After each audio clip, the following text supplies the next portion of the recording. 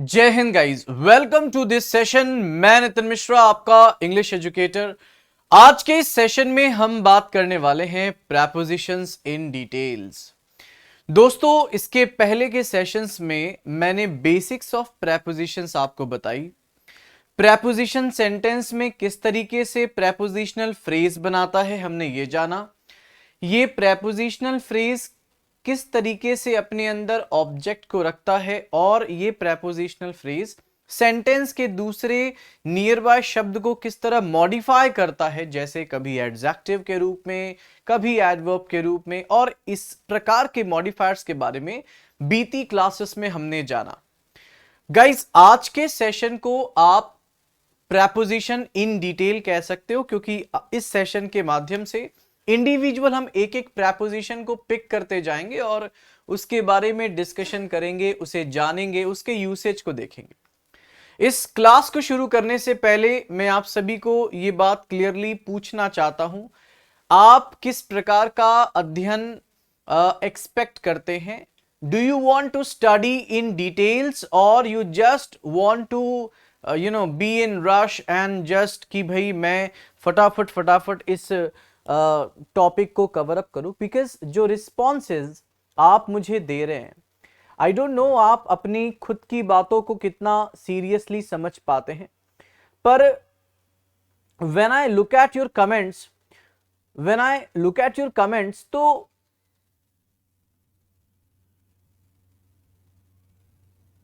मैं ये रियलाइज करता हूं कि कुछ बच्चों ने मुझे कहा कि सर मुझे प्रेपोजिशंस में आप अभी तक बताए ही नहीं कि क्या एक एक प्रीपोजिशन होती है, जैसे टू नहीं पढ़ाए आप, क्या बस ऐसे ही पढ़ाओगे? कुछ बच्चों ने ऐसी जो बातें कही, मुझे उन बातों को सुनकर लगा कि बच्चे थोड़े हड़बड़ी में हैं। और गाइस, आप ये क्यों टेंशन लेते हो कि कैसे पढ़ाना है, क्या पढ़ाना है? आप बस वो चीज प्रैक्टिस करो, सीखो, दोहराओ, रिपीट करो और कंठस्थ करो। हर एक चीज को अच्छे से अडेप्ट करो जो मैं सिखा रहा हूं। Don't look for and worry for कि आप तो अभी तक ये बताए नहीं। बेटा, मेरा खुद का एक पैटर्न है, let me do my work. If you will think, भाई एक छोटी सी कहानी है कि कहावत है कि अगर तुम ये सोचोगे कि टीचर क्या करेगा, तो फिर बताओ टीचर क्या करेगा? अगर तुम ये सोचोगे कि जमाना क्या सोचेगा, तो फिर जमाना क्या सोचेगा? जमाने को सोचने दो, टीचर को सोचने दो, टीचर को करने दो। Why you are worrying about this? तो गाइज, इस सेशन को आगे बढ़ाते आप पहले तो गाइज बिल्कुल भी हड़बड़ी ना करो। अगर आप किसी चीज को कौशल के रूप में सीखना चाहते हो, आप अभी आई गेस तीसरी क्लास में पहुंचे हो। ये तीसरी क्लास है प्रेपोजिशन की, और जब तक प्रेपोजिशन खत्म नहीं हो जाता मैं प्रश्नों को आपके सामने नहीं ला सकता, बिकॉज ये कोई वैसा चैप्टर नहीं है कि एक दिन पढ़ा और ये लो बेटा क्वेश्चन करो और मैं आपको एक खिलौना दे दूं और आप इसे खेलते रहो। बेसिकली प्रेपोजिशन के थ्रू आप मॉडिफिकेशन इन द सेंटेंस की मीनिंग आइडेंटिफिकेशन और इसके इंप्लीकेशन सीखते हैं। When you read newspaper on daily basis, आप वहां पर प्रेपोजिशन की जितनी बातें मैंने बताई है उसे अप्लाई होता हुआ देखो और जहां डाउट हो मुझे पूछो। फिलहाल इसे आपको इस तरीके से देखना होगा और प्रश्नों पर भी हम आएंगे। आज हम डिस्कस कर रहे हैं इंडिविजुअल प्रेपोजिशंस, क्योंकि दो अलग अलग पार्ट्स में बेसिक मैंने आपको बताया, एक छोटा आधार मैंने रखने का प्रयास किया।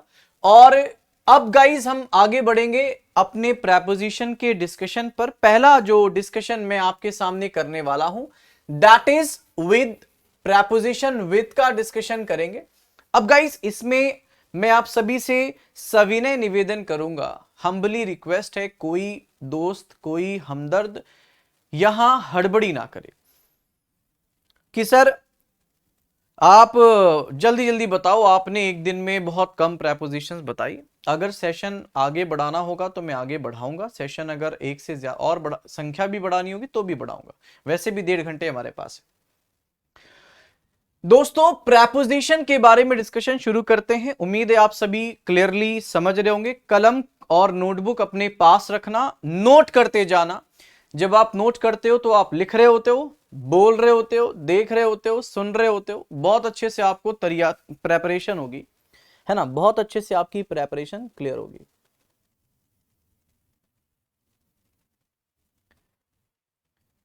Every bit of my discussion is related to your exam. Don't think that I talk roundabout. I do not talk roundabout. I talk straightforward, just exact to the topic. So be very clear with everything. Whatever is providing, whatever is provided through this sessions are exactly for your exam. उसमें कोई important नहीं, जो important है वही पढ़ा रहा हूं guys. So guys पहला हमारा जो प्रेपोजिशन है वो है विद, और विद आप सभी जानते हो एक फ्रेज बनाएगा अपने ऑब्जेक्ट के साथ। प्रेपोजिशन बिना ऑब्जेक्ट के इस्तेमाल नहीं होती। प्रेपोजिशन के बाद ऑब्जेक्ट आएगा, ये ऑब्जेक्ट और प्रेपोजिशन मिलकर फ्रेज बनाएंगे, और ये फ्रेज सेंटेंस के दूसरे शब्द को मॉडिफाई करेगा। विद कई अलग अलग तरीकों के मॉडिफिकेशन करता है, जैसा विद सबसे पहला मॉडिफिकेशन करता है यूनियन बताने का। सभी को क्लियर है? यूनियन बताने का मॉडिफिकेशन करता है। पहला मॉडिफिकेशन यूनियन बताने का करता है। पहला मॉडिफिकेशन यूनियन बताने का करता है। जैसे व्हाट आई मीन टू से, आप अगर यहां पर देखें तो एक एग्जाम्पल दिया है कि with all his luggage. With हो गई प्रेपोजिशन, ऑल हिज लगेज हो गया ऑब्जेक्ट, जिसमें लगेज है नाउन, जिसको विद प्रीसीड कर रहा है, और ऑल और हिज यहां डिटरमाइनर्स मॉडिफायर्स हो गए। ऑल हिज लगेज बन जाएगा फ्रेज। अब ये फ्रेज आप सोचो किसे यहां पर मॉडिफाई कर रहा है? ही को मॉडिफाई कर रहा है। यहां पर ये ही को मॉडिफाई कर रहा है, यस और नो? यहां पर ये ही को मॉडिफाई कर रहा है, और क्योंकि ये ही को मॉडिफाई कर रहा है तो आप कह सकते हो कि he with all his luggage arrived, है ना। तो ये एडजेक्टिव फ्रेज है, और आप यहां यूनियन बता रहे, उस व्यक्ति का, उस लगेज का यूनियन बता रहे। He was playing with his friend, again with preposition, his friends object, दोनों बनाए फ्रेज, क्वालिफाई कर रहे, ही को मॉडिफाई कर रहे, ही को यूनियन बता रहे ही के साथ। आप जब भी प्रेपोजिशन के बारे में पढ़ें तो ये क्लियर रखें, अंटिल आपको ये रिकॉग्नाइज नहीं हो रहा है कि प्रेपोजिशनल फ्रेज आखिर मॉडिफाई कर किसको रहा है, तब तक प्रेपोजिशन पढ़ने का कोई फायदा नहीं है। सभी को क्लियर है? अगली आपके पास प्रेपोजिशन यहां पर है, आप मुझे बताओ ये किसे मॉडिफाई कर रही है? गाइस आप मुझे बताओ ये किसे मॉडिफाई कर रही है? ऑब्वियसली विद, यहां प्रेपोजिशन है, द विंड उसका ऑब्जेक्ट, विद द विंड बना फ्रेज, और ये फ्रेज मॉडिफाई कर रहा है that something is easy to sail when you are sailing, sailing with the wind is easy. तो यहां आप वर्ब को मॉडिफाई कर रहे हो। दोस्तों यहां पर ये फ्रेज चूंकि वर्ब को मॉडिफाई कर रहा है तो आप इसे अलग तरीके से समझेंगे, एडवर्बियल फ्रेज समझेंगे, और इन जगहों पर ये प्रोनाउन को या नाउन को मॉडिफाई कर रहे हैं तो इसको हम एडजेक्टिव फ्रेज कहेंगे। अब यहां पर आप इन्हीं चीजों को आगे बढ़ाएं।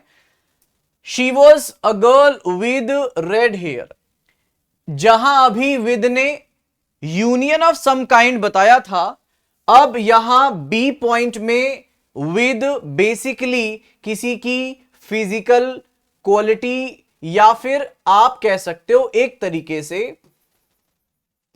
क्वालिटी एक्सप्रेस करता है। विद क्वालिटी एक्सप्रेस करता है। क्वालिटी कैसे? पहला देखो example, she was a girl with red hair. आप विद को प्रेपोजिशन, रेड हेयर को ऑब्जेक्ट, विद रेड हेयर बन गया फ्रेज। ये फ्रेज मॉडिफाई करेगा। सोचो किसे मॉडिफाई कर रहा है? सोचो किसे एक्सप्लेन कर रहा है, ये एक्सप्लेन कर रहा है गर्ल को, यानी ये एडजेक्टिव फ्रेज हुआ और गर्ल के बारे में उसकी गुण क्वालिटी बता रहा है कि लड़की के बाल लाल हैं, लड़की गुटखा खाती थी। खैर गुटखा खाने का बालों से कोई संबंध नहीं है। He is a man with long beard, obviously again with preposition long beard object, दोनों बनाए फ्रेज। इसका असर पड़ रहा है, ये मॉडिफाई कर रहे हैं, ये व्याख्या दे रहे हैं, एक्सप्लेन कर रहे हैं मैन को।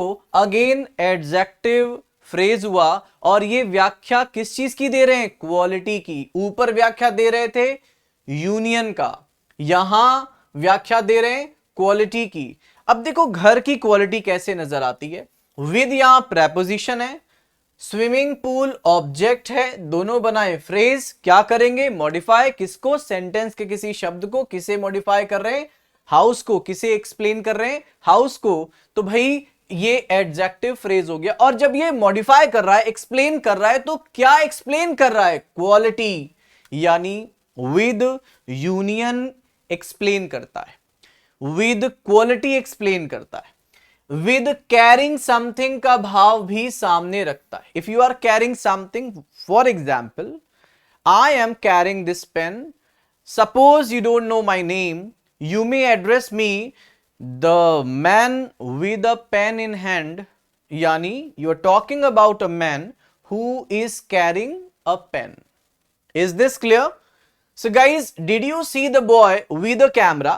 Again with this preposition, a camera is the object, with a camera becomes phrase. This phrase is modifying a word in a sentence and that word is the boy. Hence you can see the phrase with a camera is a prepositional phrase modifying a noun, the boy, and this is how they are explaining that the boy is carrying something in his hand. ऐसा भाव भी आप preposition में देखते हैं।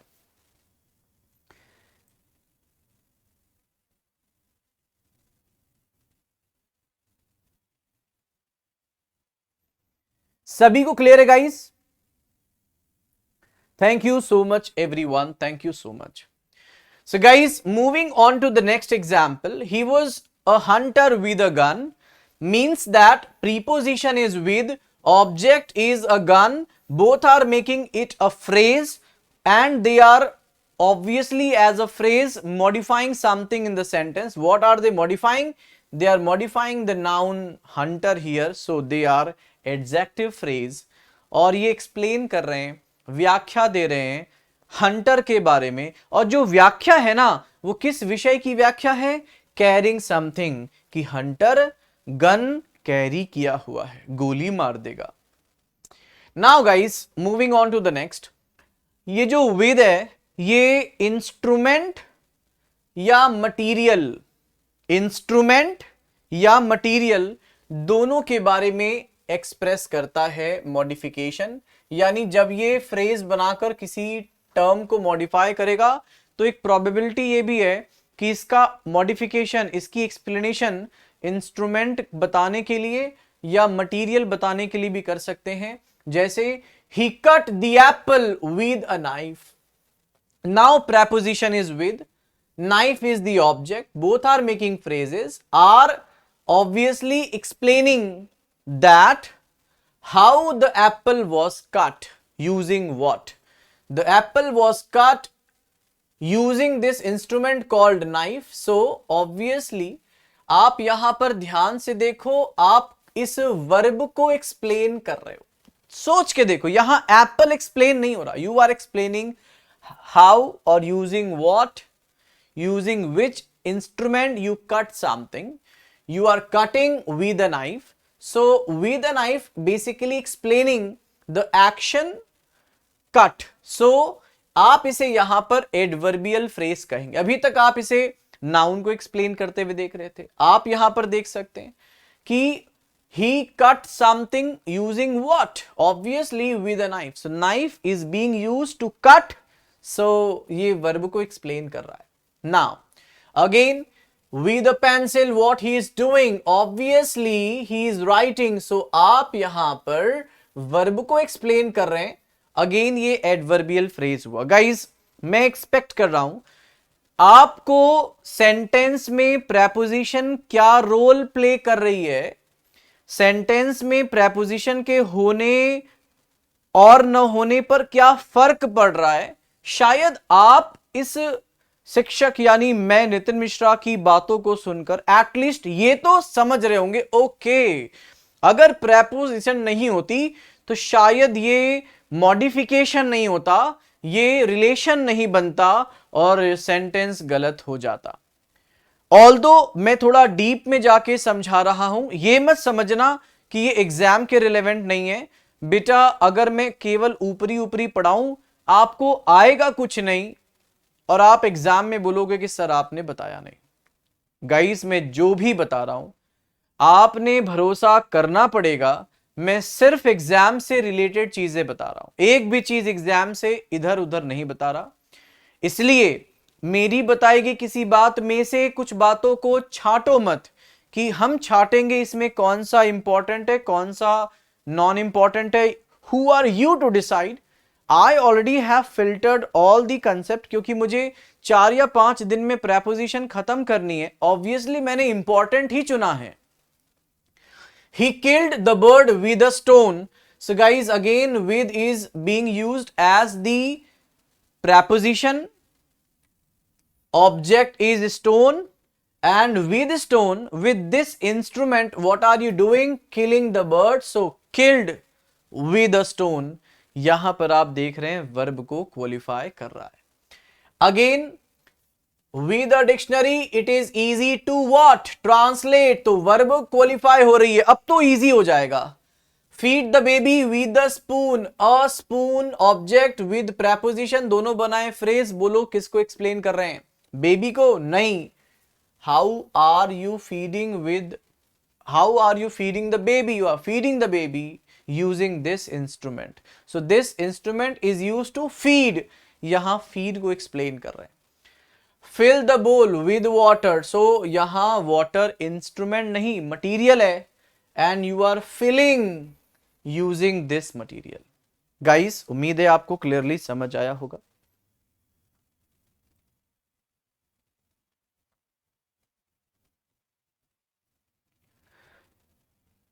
So guys ध्यान से देखिए, डिटरमाइनर अलग है मॉडिफायर अलग है बेटा, डिटरमाइनर अलग है मॉडिफायर अलग है।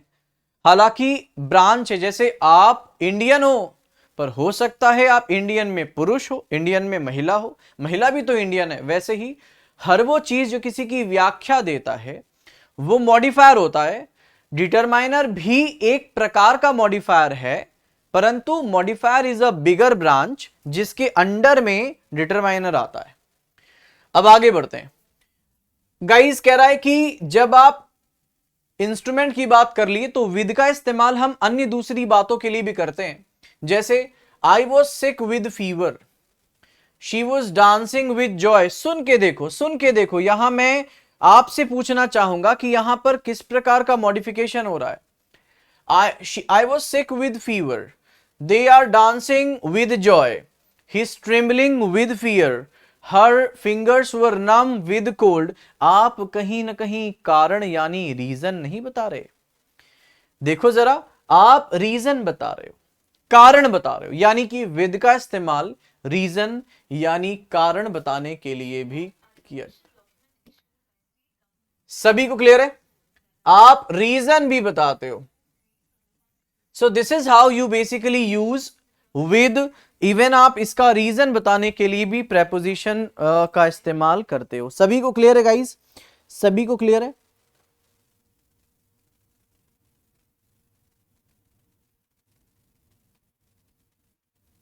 चलो अब गाइस एक एक एग्जाम्पल को भी आप यहां पर देखो, आपके लिए बहुत इंपॉर्टेंट है और जरूरी है।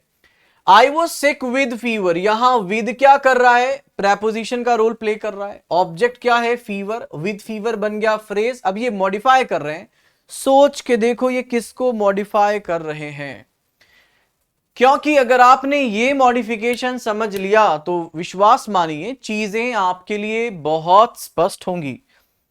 I was sick with fever, यहां ये जो विद फीवर है ना, बेसिकली एडजेक्टिव को क्वालिफाई कर रहा है। सोच के देखो, विद फीवर एडजेक्टिव को क्वालिफाई कर रहा है, यानी कि प्रेपोजिशन प्लस ऑब्जेक्ट जो मॉडिफायर बनाता है, प्रेपोजिशन प्लस ऑब्जेक्ट जो फ्रेज बनाता है, ये फ्रेज ना केवल नाउन को मॉडिफाई करता है, ना केवल वर्ब को मॉडिफाई करता है, बल्कि एडजेक्टिव को भी मॉडिफाई करता है। I was sick with fever, यानी फीवर उसकी सिकनेस का रीजन है। सभी को क्लियर हुआ?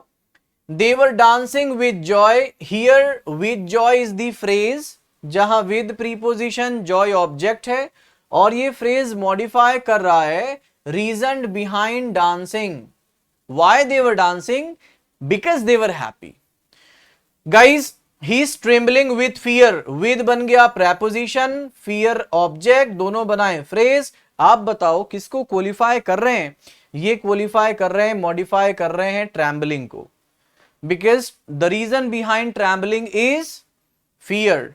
हर fingers were numb with cold, so with cold is the phrase, and with cold her fingers were numb, ये नम्ब विद कोल्ड को एक्सप्लेन कर रहा है। Yes or no? With anger, his face was red with anger. Obviously, आप बता रहे हो लाल होने के पीछे का रीजन। Yes or no? उसका क्रोध था। गाइस, क्या आपको मेरे क्लास में पढ़कर प्रेपोजिशन एक नए तरीके से, नंब का मतलब होता है सुन्न हो जाना, सुन्न हो जाना, है ना? नंब का मतलब होता है सुन्न हो जाना।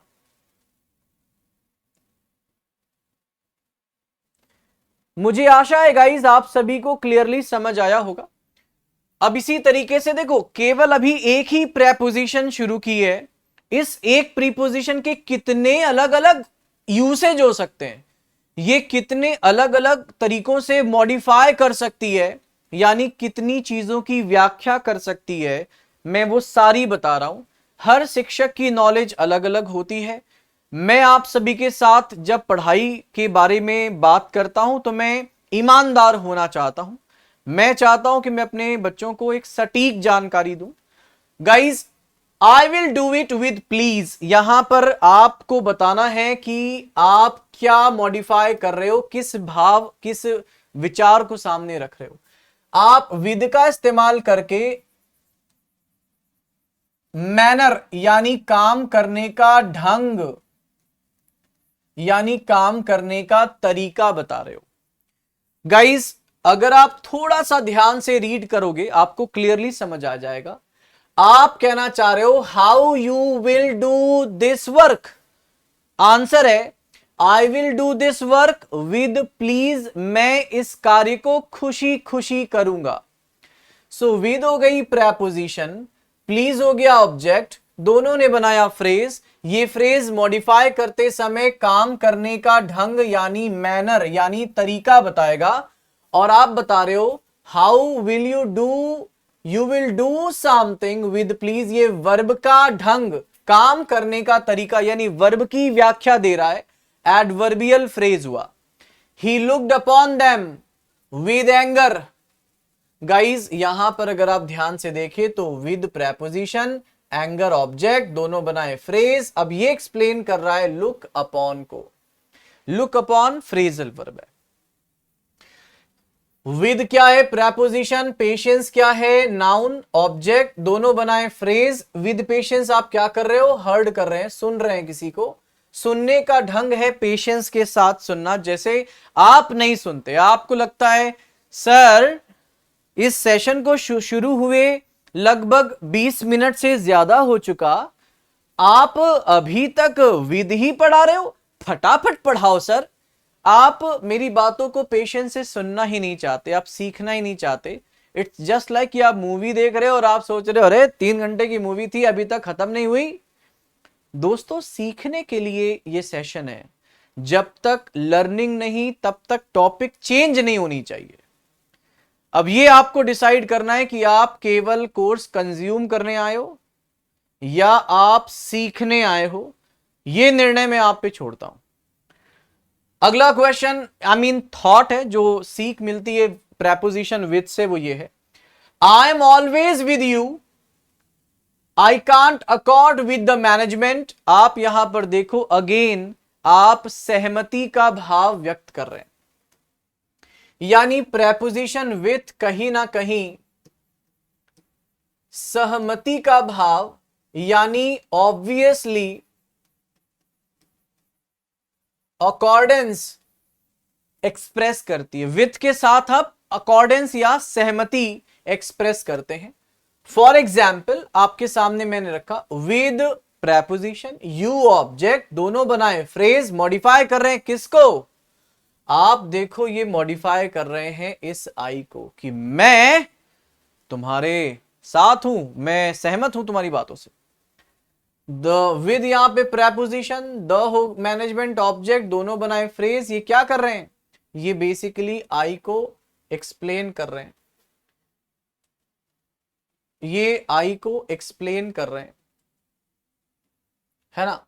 तो आप कह सकते हो कि अगेन ये एडजेक्टिव फ्रेज बनाए और ये सहमति बता रहे हैं कि मैं विद द मैनेजमेंट अकॉर्ड नहीं करता, है ना। अगला गाइस याद रखो सेपरेशन, अलगाव यानी सेपरेट होने का भाव, सेपरेट यानी अलगाव का भाव हम प्रेपोजिशन विद से बताते हैं। फॉर एग्जाम्पल अगर आप इन एग्जाम्पल्स को ध्यान से देखो, विद प्रेपोजिशन मी क्या हो गया, object, with me what he did, quarreled, yes or no, with whom, with me, so he was separated with me। आप बेसिकली बताना चाहते हो कि आप यहां पर सेपरेट हो रहे हो, अलग हो रहे हो, yes or no। और एक छोटी सी बात मैं और क्लियर करना चाहूंगा, आप यहां पे सेपरेट किससे हो रहे हो, ही से, तो आप क्वालिफाई किसको कर रहे हो, आप क्वालिफाई भी ही को कर रहे हो।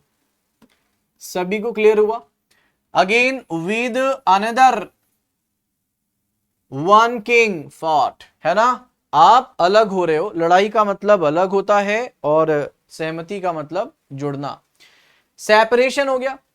Again guys parted with my, आप देखो ना, आप यहां भी सेपरेट हो रहे हो, यहां भी सेपरेट हो रहे हो, विद द रिंग आप सेपरेट हो रहे हो, विद माई फ्रेंड सेपरेट हो रहे हो, आप अपने आप को सेपरेट करने का प्रयास कर रहे हैं, यस और नो। तो इस तरीके से आप समझ सकते हैं। इवन विद का इस्तेमाल हम इन स्पाइट ऑफ यानी के बावजूद, एक चीज के होते हुए दूसरी चीज के बावजूद का भाव व्यक्त करते हैं। जैसे आप देखो with all his wealth, with all his wealth, यहां ऑल हिज वेल्थ हो गया ऑब्जेक्ट और बन गया फ्रेज। ही इज इन डेप्ट means he has the wealth, इतना पैसा है, स्टिल ही इज इन डेप्ट। Again with all he her faults, वो इतनी नासदानी करती है फिर भी, इन स्पाइट ऑफ के बावजूद, ही लाइक्ड हर, वो उसे पसंद करता है। अगर आप ये जानना चाहते हो कि सर यहां पर ये किसे एक्सप्लेन कर रहे हैं, जरा ये भी बता दो, तो आओ मैं आपको ये भी बता देता हूं। With all his wealth he is in डेप्ट, ऑब्वियसली आप उसकी यहां पर बता रहे हो, इतना पैसा होने के बाद भी वो कर्ज में, ही इज इन डेप्ट विद ऑल हिज वेल्थ। तो आप यहां पर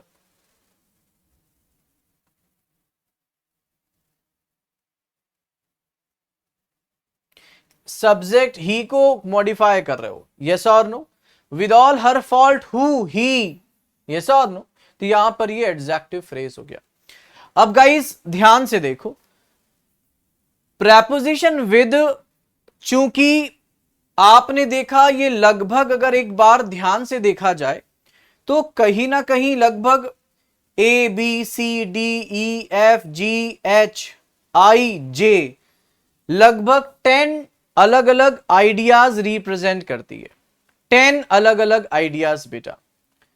और ये 10 अलग अलग आइडियाज अगर आप ध्यान से देखें तो आपको यहां पर भी इसको आप देख सकते हैं, 10 अलग अलग आइडियाज आपको नजर आ रहे होंगे। तो गाइस अगर हम देखें विद का इस्तेमाल, तो आप देखो विद का इस्तेमाल बेसिकली बहुत तरीकों से किया जाता है, यस और नो। आप विद का इस्तेमाल करते हो अक्वाइंट के साथ, और सेंटेंस हो जाएगा I acquainted mean Mary with French cuisine. आप यहां पर देखो आपने विद का इस्तेमाल किया।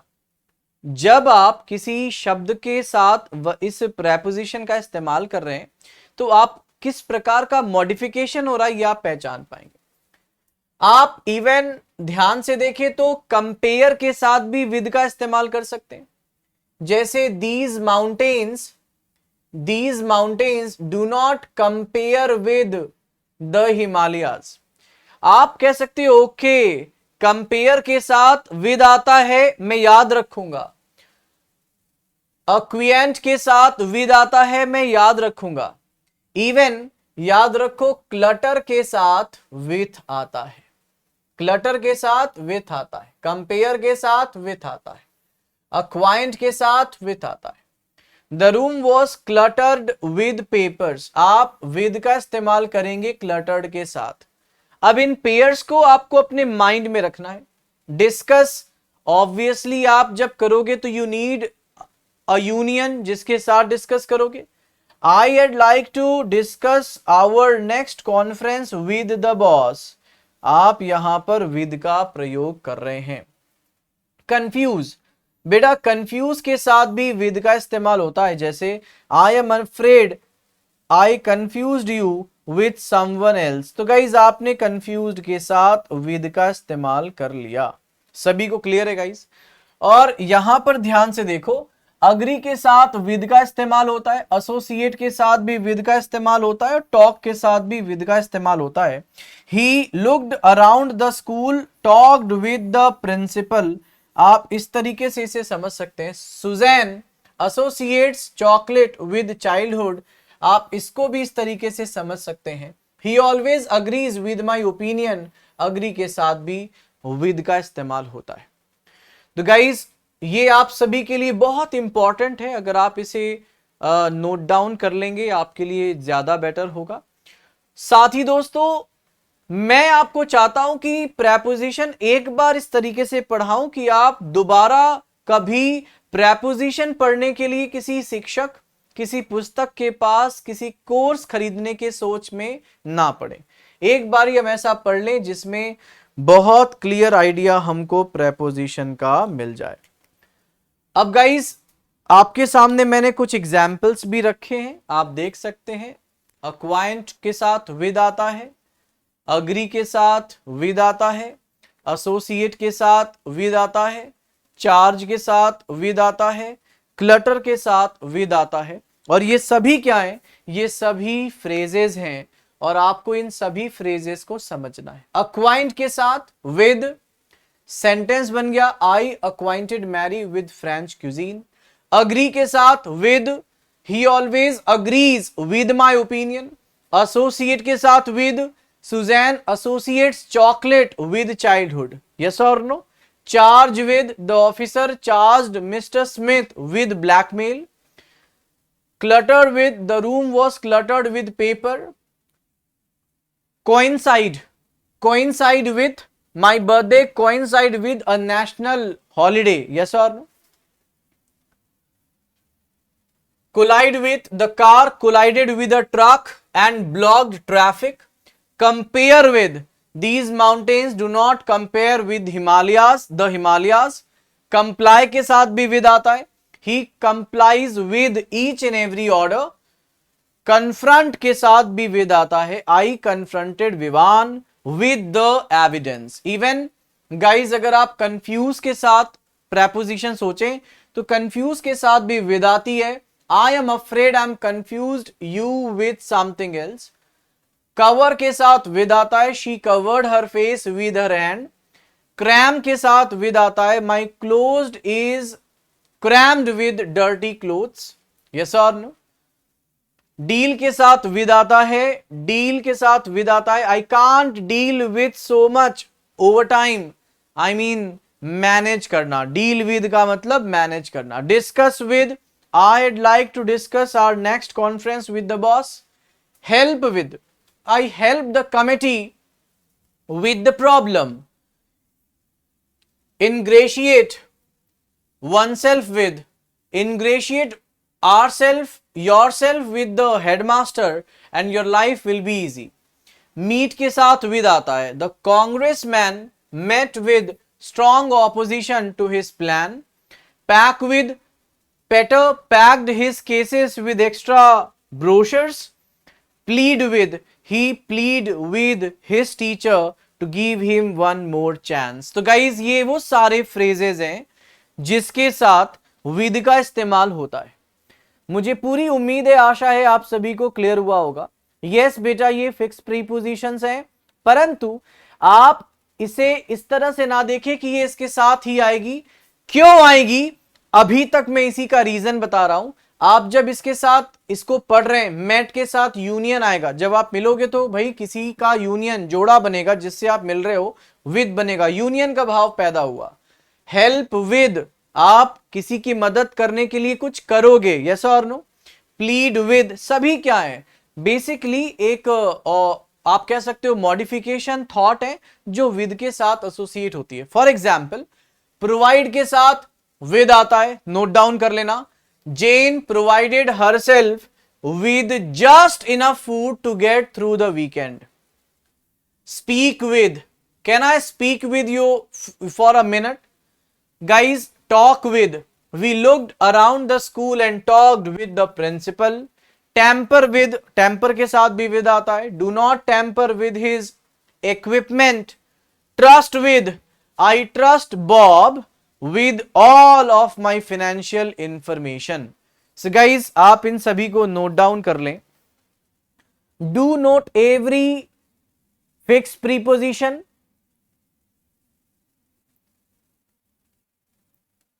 Associate with, guys ध्यान से देखो. Associate with ध्यान से देखो. Associate with ध्यान से देखो. Associate means related. Obviously if something is related, obviously there will be another part which is obviously involved in this. Without this union, without this pair, association will be only, I guess, of one part. It will be completed only when the another part is with it. So associate with it. Suzanne, associate chocolate. Whenever chocolate comes, मैं example आपके सामने रखता हूं भाई. Even I love chocolate.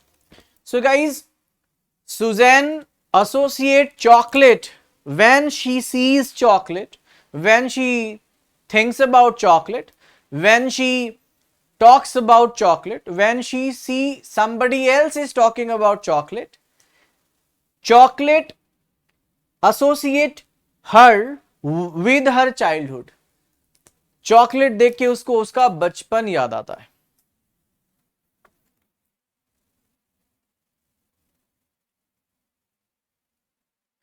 सभी को clear है guys?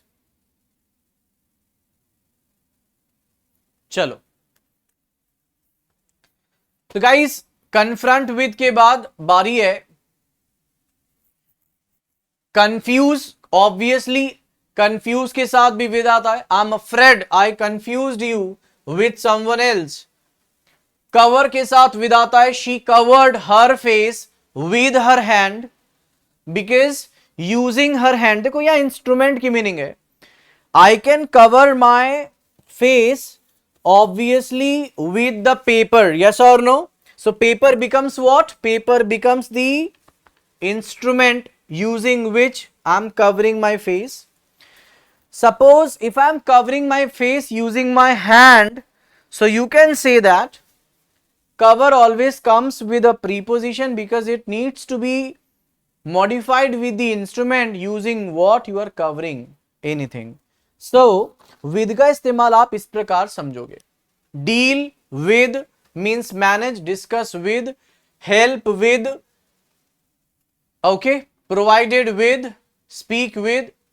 तो गाइज ये सारी बातें with के बारे में मैंने आपको बताई. फिलहाल मैं आपको ज्यादा कंफ्यूज नहीं करना चाहूंगा.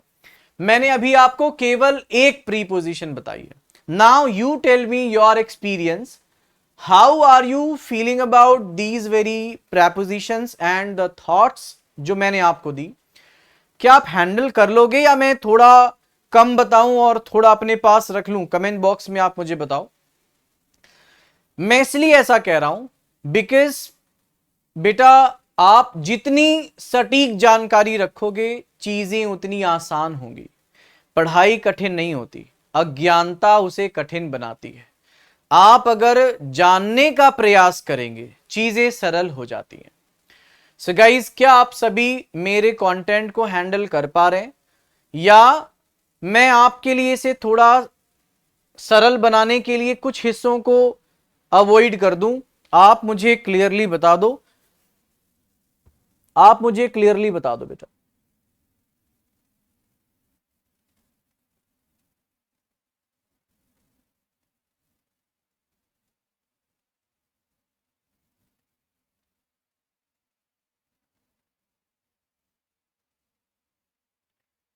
So guys, I got a query that sir, आप एक बार मुझे ये बताओ, एक जनरल सा थॉट भी आता है कि बच्चे शायद ये सोच रहे होंगे कि सर आप तो पता लगा ले रहे हो, हम कैसे पता लगाएं कि ये एडजेक्टिव फ्रेज है, एडवर्बियल फ्रेज है? कोई भी एक रैंडम एग्जांपल ले लेते हैं। यस और no? So guys, here I have taken the phrase talked with. Okay, try to understand this. Talked with, here with is not basically the part and partial of the sentence. आप इसे गलत तरीके से देखेंगे तो आप confuse होंगे। सो आप इसे टॉक्ड विद क्योंकि हाईलाइटेड है, इसे ऐसे ना देखें। आपके शिक्षक ने आपको एक तरीका बताया है और आपके शिक्षक ने जो आपको तरीका बताया है वो टॉक्ड विद नहीं है, आपके शिक्षक ने बताया है तरीका ये with. Because with is preposition. Preposition, as the name suggests, always comes before a noun. So the noun is principal. Okay. And the phrase will be with the principal. This phrase will act as a modifier and modify something in the sentence. And here it is modifying with whom the talk happened with the principal. So it was trying to explain the association of talk. So यहां आप talk को modify कर रहे हो, talk happened with principal, इसलिए ये adverb phrase हो गया, ये एडवर्ब फ्रेज हो गया।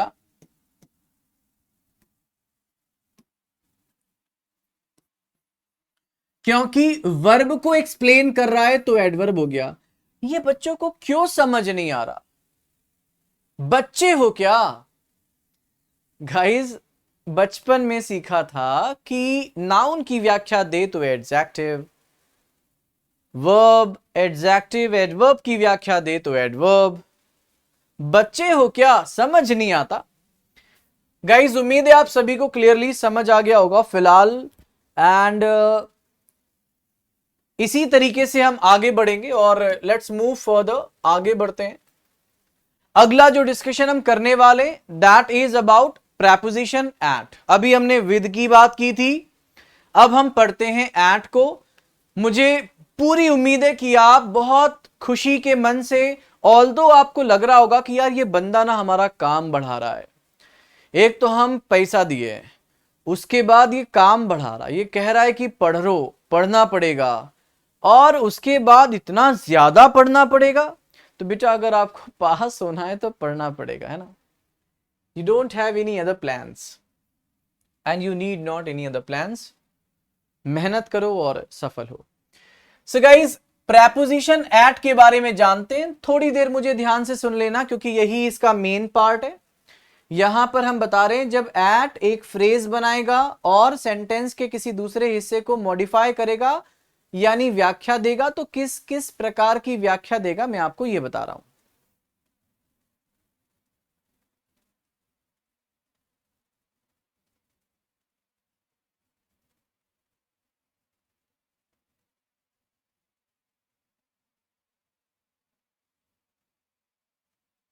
So guys, let's move on to the part which is right here. At जब भी मॉडिफिकेशन करेगा तो एट सबसे पहले याद रखो एट की मीनिंग क्या होती है. एट बेसिकली प्रॉक्सिमिटी बताता है. प्रॉक्सिमिटी जानते हो, सटीकता.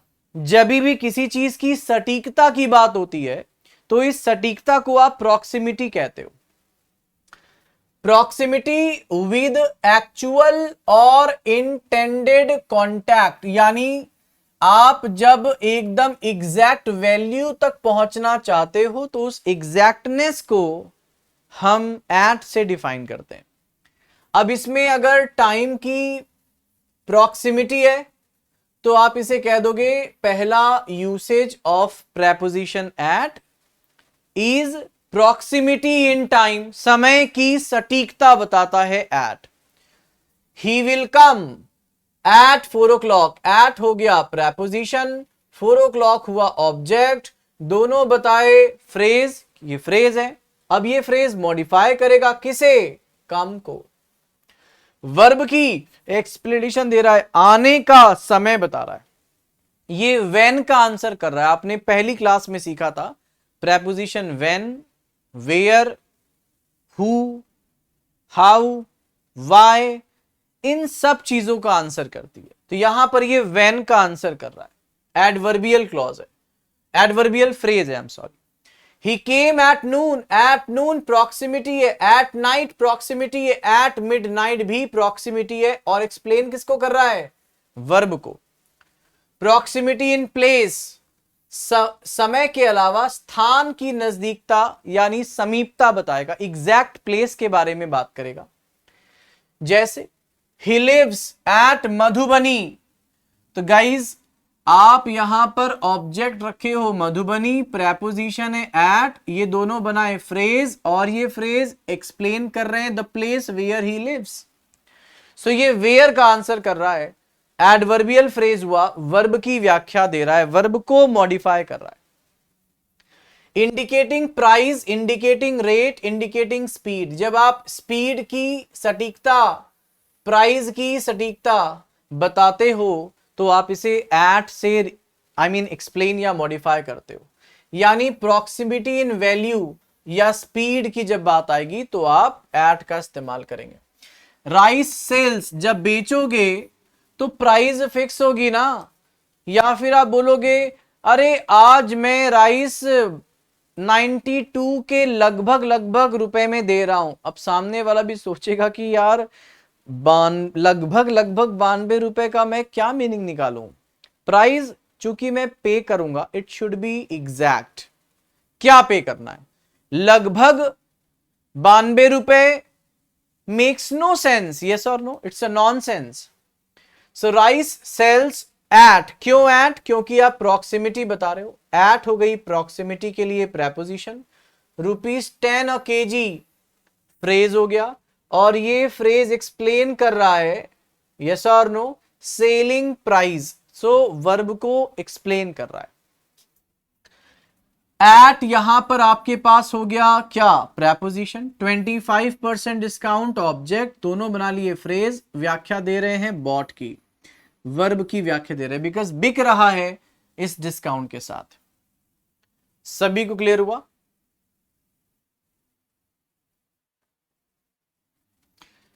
So at preposition 60 kilometers an hour obviously is the object, both becomes phrase explaining running. उम्मीद है आप सभी को समझ आया होगा. Proximity in aim, लक्ष्य में भी proximity होती है. भाई जब आप पब्लिक प्लेस पे होते हो और मान लो कि कोई लड़का है जो पब्लिक प्लेस पर है, उसके सामने बहुत खूबसूरत पापा की परियां हैं, देखोगे तो किसी एक को ही देखोगे ना जो आपको उन सब में ज्यादा खूबसूरत या आपके मन लायक लगेगा. वो आपके लिए एम होगा जिसे आप टकटकी लगा के देखते हो कि पलट, अरे पलट, तेरा ध्यान किधर है, तेरा हीरो इधर है. या फिर आप एमलेस होते हो कि अरे ऊपर वाले का क्रिएशन है, सबको देखते हो. If you see like this कि आपका कोई एम नहीं है, जिसे मन उसे देख रहे हैं, तो गाइज ऐसा नहीं होता। हमेशा जब आप कोई एम लेते हो तो एम में हमेशा सटीकता होती है, डायरेक्शन में सटीकता होती है। She looked, she is looking at him, at preposition है, हिम ऑब्जेक्ट है, ये दोनों बनाए फ्रेज, और at him what is happening, looking, so verb को एक्सप्लेन कर रहा है। ही फ्रॉन्ड, फ्रॉन का मतलब गुस्से से किसी को देखना, जैसे मां आपकी आपको देखती है। तो guys at preposition, him object, दोनों बनाए फ्रेज, एक्सप्लेन कर रहे हैं फ्रॉन को। सभी को क्लियर है? डॉग रज्ड एट मी, भाई एट प्रेपोजिशन, मी ऑब्जेक्ट, दोनों बनाए phrase, and at me what happened, रज्ड at me, verb explain हो रही है। सभी को क्लियर है गाइस? चलो थैंक यू सो मच। फिलहाल गाइस आगे बढ़ते हैं। तो गाइस एट की बात करेंगे। अब गाइस अगर एट के फ्रेजेस बनाने का प्रयास करें तो आप देख रहे होगे सबसे पहला फ्रेज बनेगा स्किल्ड एट, क्योंकि यदि कोई व्यक्ति वेल ट्रेन्ड है, जैसे I am skilled at teaching English only, I can't teach you reasoning, I can't teach you, I guess, mathematics, because I'm skilled at teaching English language only. कौशल किसी एक चीज में होता है बेटा, इसीलिए स्किल्ड में क्या है, प्रॉक्सिमिटी है। क्या लगाएं, एट लगाएं। My mother is very skilled at dress making, मतलब खाना भले खराब बना दे पर कपड़े बहुत सुंदर बनाती है।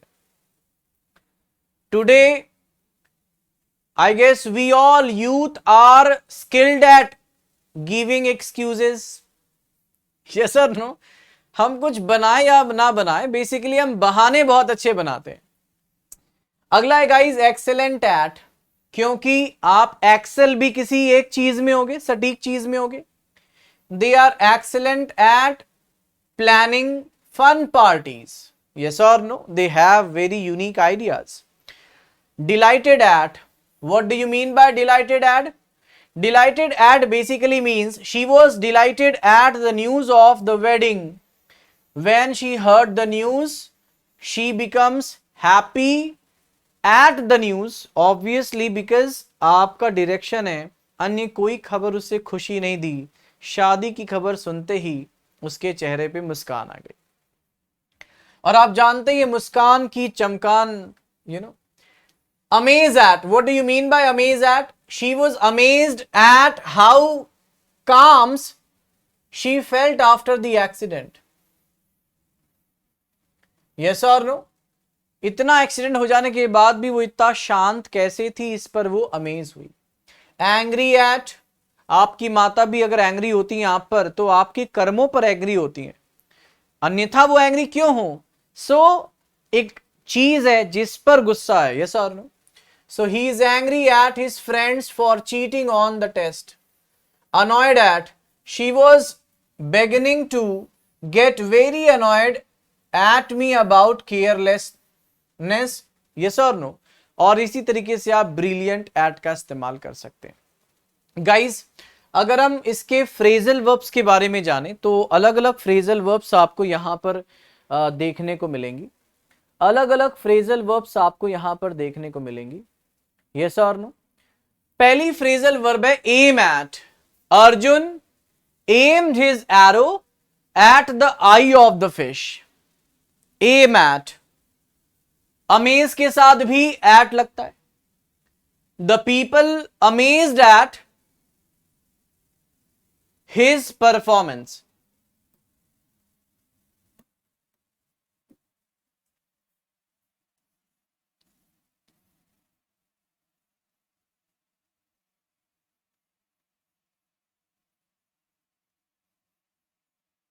Okay, the people amazed at his performance. Annoyed at, I am not easily annoyed at trifles.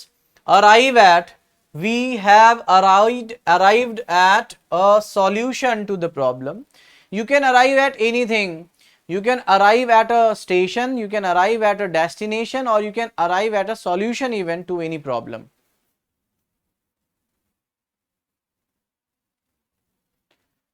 अगला है call at. Call at means, आपने अक्सर सुना होगा कि एक पुराने समय का सॉन्ग था कि शायद मेरी शादी का ख्याल दिल में आया है, इसीलिए मम्मी ने तुझे कॉल एट होम किया है. याद रखो, कॉल एट का मतलब होता है घर पर मिलने जाना. घर पर मिलने जाना. We will call at your farm house tomorrow. हम तुम्हारे टुमारो, कल तुम्हारे फार्म हाउस पर मिलने आएंगे.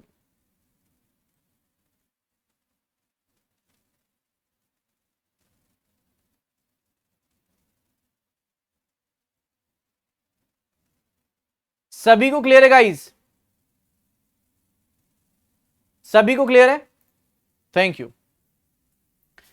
Now glad at. Glad at means to be happy. The father was glad at his son's achievement. Okay. Amaze at, angry at, annoyed at आपने देखा. अब आगे देखो, awful at. Awful at means I am awful at names. Okay. Awful का मतलब होता है अगर कोई चीज आपको बुरी लगती है, भद्दी लगती है. बैड एट, आप यहां पर कह सकते हो कि Jack is already bad at keeping his promise. Means if you fail to make anything, that is bad at. Brilliant at, he is brilliant at football. Clever at, Fiona is very clever at physics. Delighted at, she was delighted at the news of the wedding. अभी आपने पढ़ा भी था. Disappointed at, they were bitterly disappointed at the result of the game. Excellent at, they are excellent at planning fun parties. Excited at, I am really excited at the prospect of working abroad. Good at, she is good at solving problems. Hopeless at, unfortunately, I am hopeless at being on time. Mad at, please don't be mad at me. Presented at, most fathers wish to be present at the birthday of their child. Skilled at, skill के साथ भी at आता है. Successful at, surprised at, तीनों के साथ at आता है. And terrible, dustbin is Dustin, मैंने डस्टबिन कह दिया. बॉयज समझ रहे होंगे कि बॉयज हमेशा डस्टबिन जैसे ही होते हैं. मैं खुद डस्टबिन हूं. Dustin is terrible at texting. वो टेक्स्ट मैसेज करने में बहुत कमजोर है, बुरा है, नहीं कर पाता. तो गाइज,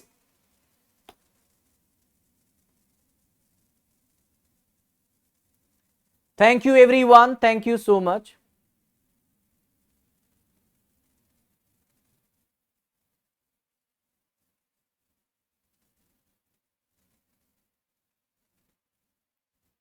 So guys, आप मुझे बताओ कि आपको आज के सेशन में प्रेपोजिशन पढ़कर कैसा लगा.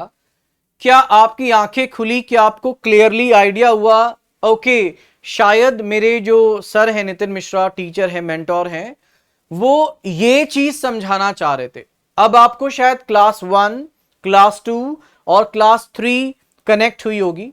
गाइज, आपको कैसा लगा मुझे कमेंट बॉक्स में बताओ, जरूर बताओ. एंड साथ ही अगर जरूरत पड़ेगी तो मैं प्रयास करूंगा एक्स्ट्रा क्लास भी लेने का, क्योंकि मैं हड़बड़ी नहीं चाहता. I want to teach you with the very patiently.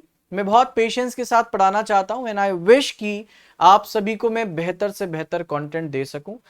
इसके लिए आपको सपोर्ट करना पड़ता है.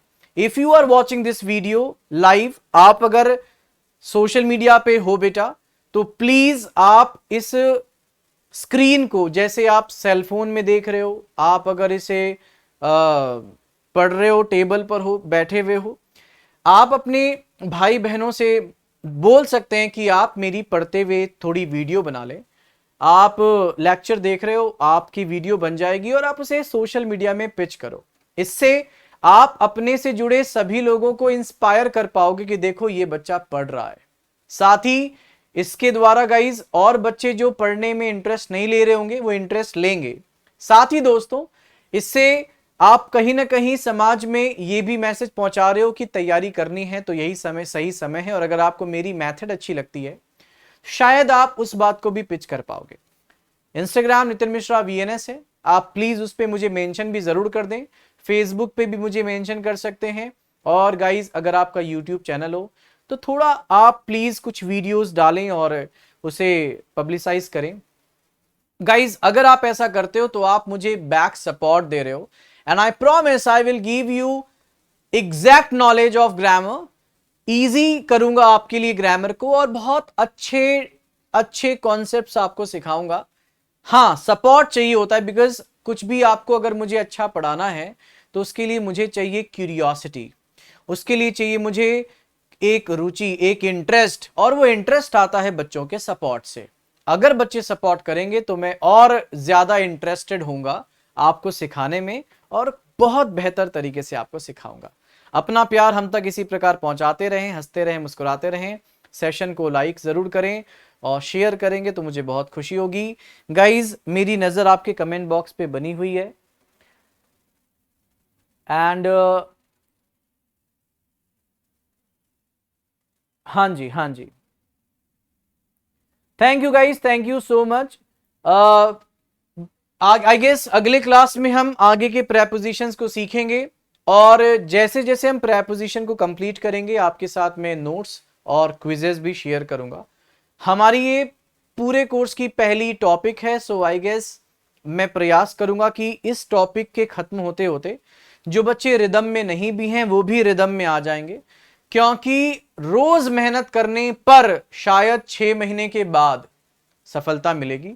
और खासकर अगर आपके माता पिता सुन रहे हो, आपके घर का सदस्य भी सुन रहा हो, अगर आप स्पीकर पे से चला रहे हैं, तो मैं ये कड़वा मैसेज देना चाहूंगा, अगर आप देर से तैयारी शुरू करेंगे बेटा तो आप अपने माता पिता के सपनों को, अपने सपनों को शायद पूरा ना करने का प्रयास कर रहे हैं। अगर आप चाहते कि उनके सपने पूरे हों, आपको दिन के 12 से 15 घंटे पढ़ाई करनी पड़ेगी, 18 घंटे पढ़ाई करनी पड़ेगी, और आपको ऑफिसर लाइक क्वालिटी अपने अंदर डेवलप करनी है। स्पीकिंग, कॉन्फिडेंस, वोकैबुलरी, ग्रामर, आपको ये प्रैक्टिस से मिलेगा। तो गाइज आप सभी मुझे कभी भी संपर्क कर सकते हैं 9889 601 589, अगर कोई आपका डाउट है। और अपना प्यार देते रहें। शॉर्ट करूंगा अपनी बातों को। इस क्लास में इतना ही। जय हिंद, जय भारत।